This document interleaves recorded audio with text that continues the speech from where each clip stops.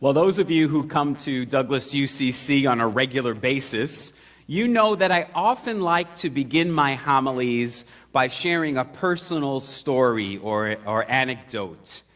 And often those stories are about me and my husband, Greg. And Greg is usually a really good sport about it. But last year in one of my homilies, I really embarrassed him because I shared with all of you what his favorite TV show is. Does anybody remember? Judge Judy, you got it. We watch a lot of Judge Judy in our house. And if you ever watch Judge Judy, you know that the plaintiffs and the defendants often bring with them in the courtroom, they bring witnesses to testify on their behalf. And Judge Judy always says to the witnesses, tell me exactly what you saw and tell me exactly what you heard. And sometimes the witnesses say, well, I myself wasn't actually there, but I heard about what happened. And Judge Judy says, well, that testimony is not admissible in court. I can't hear that testimony because you're giving me secondhand testimony, not firsthand testimony. You're giving me hearsay. And she says to them, you are not a reliable witness.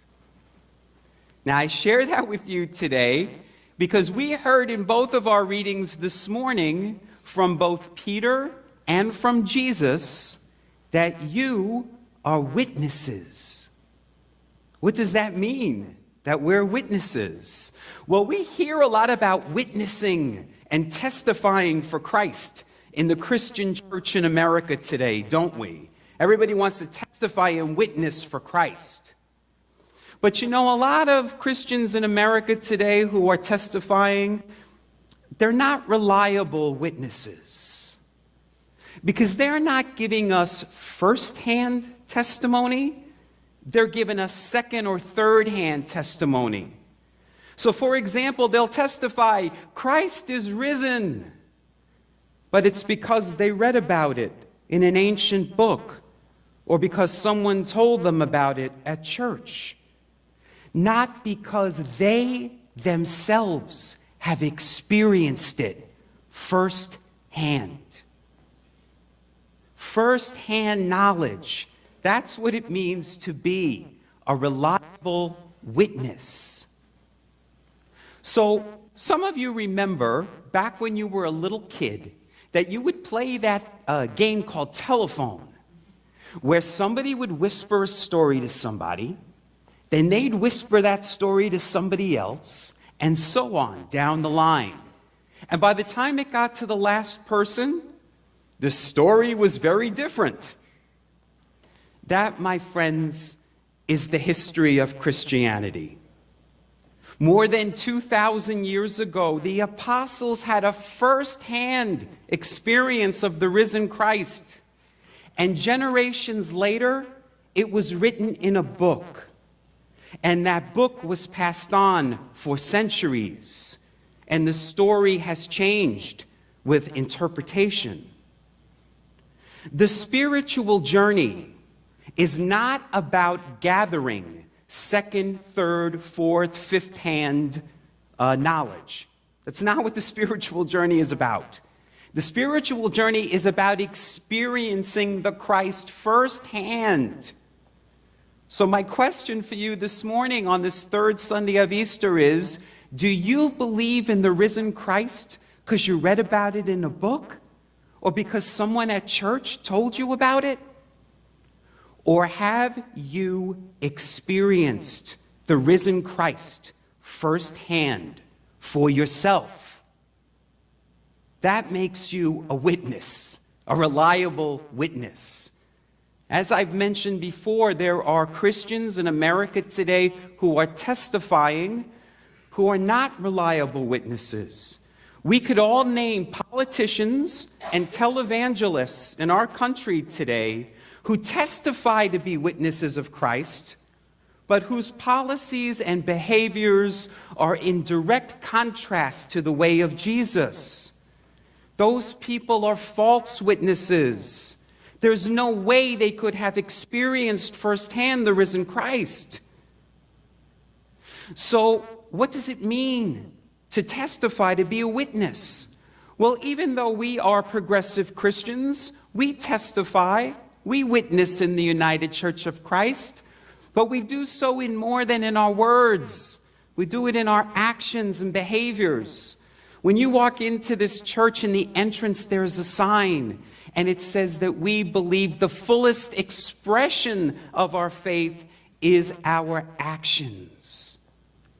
But there are many Christians today who are testifying merely in words, and they're doing so in order to evangelize or convert people to their religion. Jesus never asked us to convert people to a religion. Jesus was a Jew, a very devout Jew. If you want to go out and convert people to the religion of Jesus, then convert them to Judaism. Jesus never called us to convert people to a religion. Jesus never called us to convert other people. Jesus called us to convert ourselves, to transform ourselves, not to a religion, but to a way of life. What is the way of Jesus? It's the way of unconditional love.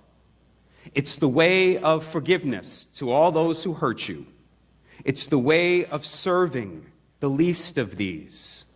It's the way of peace and justice for all people. When you live from that way of life, you get firsthand knowledge of the risen Christ. That's how you become a witness and have firsthand knowledge, not secondhand knowledge. When you yourself live from the way of Jesus. So, have you had an experience of the risen Christ in your life? Have you experienced the divine, the presence of God in your life? Maybe you have when you were rocking a newborn baby, or maybe when you were looking at a beautiful sunset on the beach, maybe when you were petting a cat, or maybe when you were holding the hand of a loved one as they took their last breath. When we share those stories with one another, and we go out and share those stories with the world, we're testifying that we're witnesses to the presence of God right here and now.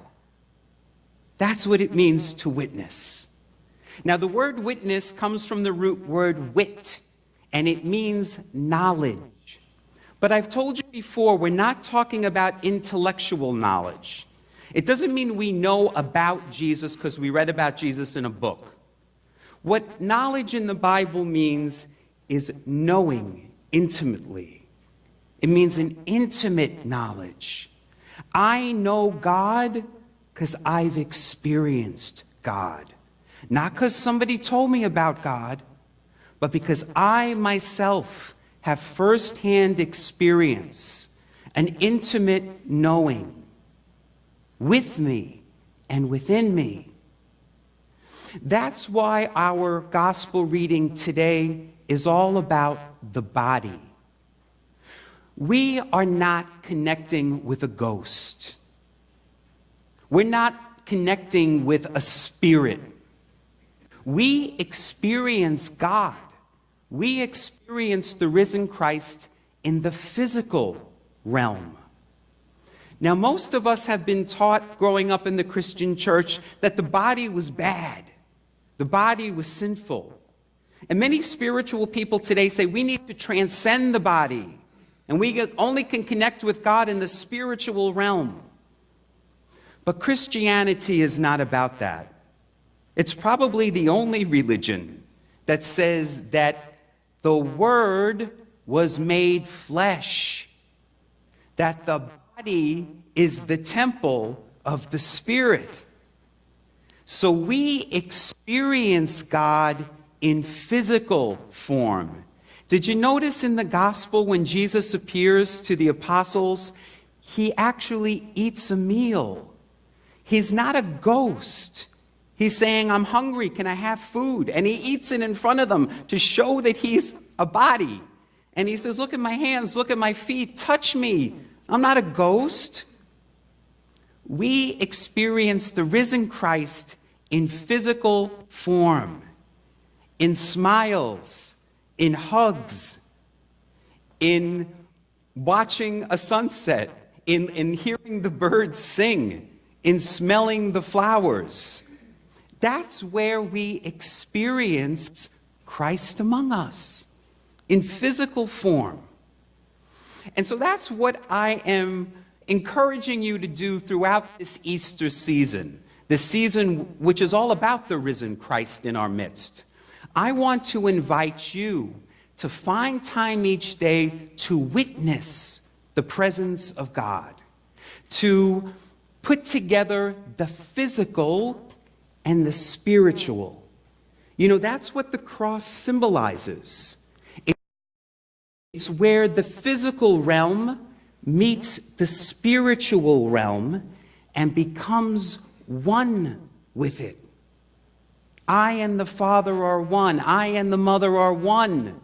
We experience it here and now in physical form.